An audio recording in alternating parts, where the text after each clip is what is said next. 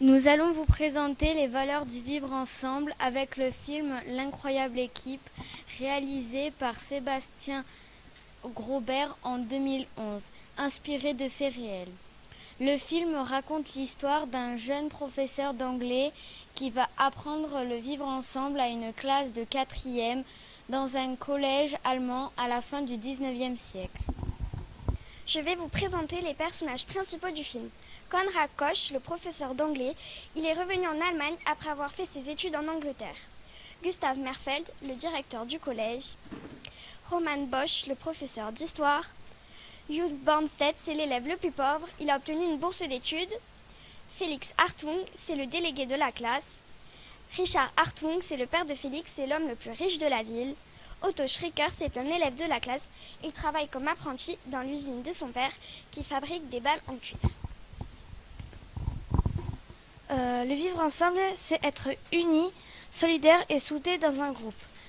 Dans le film, Koch, grâce à des méthodes d'enseignement pacifistes, va enseigner les valeurs du vivre ensemble et lutter contre les discriminations. Une discrimination, c'est une action ou une décision qui a pour effet de traiter de manière négative une personne. Le film traite de plusieurs discriminations. Le racisme est une idée qui suppose la supériorité de certains groupes par rapport à d'autres. Dans le film, les élèves considèrent les Anglais comme des barbares, méprisent les Hollandais. On s'aperçoit bien qu'à cette époque, les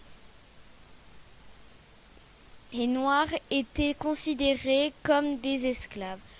Le sexisme c'est une attitude discriminatoire à cause du sexe de la personne. Le film se passe au XIXe siècle, les femmes avaient peu de droits. Un élève critique les Anglais car ils sont gouvernés par une femme, la reine Victoria. À un autre moment dans le film, le concierge critique sa femme parce qu'elle veut obtenir le droit de vote et que bientôt les femmes voudront être chefs. Dans le film, les femmes sont en retrait et prennent de l'importance au cours de l'histoire. La secrétaire de Merfeld prend seule la décision d'envoyer un télégramme et Rosalie, la domestique des Hartung, explique les règles du foot aux membres de la délégation. Le harcèlement est une violence qui peut être verbale, physique ou psychologique. Dans le film, Joost est harcelé par ses camarades qui l'accusent d'avoir scié la baguette du professeur d'histoire. Il est puni et frappé sur les doigts par le prof. Ses camarades le menacent et il l'empêchent de prendre la parole en classe. C'est la mise à l'écart d'une personne qui ne correspond pas au modèle du groupe. Dans le film, les élèves veulent exclure Joost car il est pauvre. Le père de Félix tente d'exclure Koch car il n'accepte pas ses méthodes d'enseignement. On fait le lien avec l'article 21 de la Charte des droits qui interdit toute discrimination.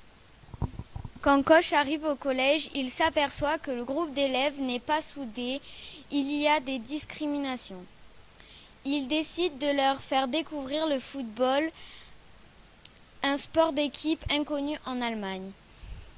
Grâce au foot, il va leur enseigner l'esprit d'équipe, le fair play et la camaraderie. Le groupe va évoluer en plusieurs étapes. La rébellion. Les élèves veulent s'opposer à leur professeur. Le déchirement, ils vont s'opposer entre eux en jouant au football seuls. La cohésion, ils vont former une véritable équipe. S'aider sans différences sociales et vont permettre de faire accepter le foot comme matière enseignée en Allemagne. Ils formeront la première du foot du pays. Mais tout n'est pas parfait. Le capitalisme reprend le dessus avec les ballons du père d'Otto vendus plus cher à la fin du match pour se faire toujours plus d'argent vu que leur petite affaire marche. En conclusion, grâce au sport collectif et à ses valeurs, le groupe a pu s'unir et les élèves ont pris leur avenir en main.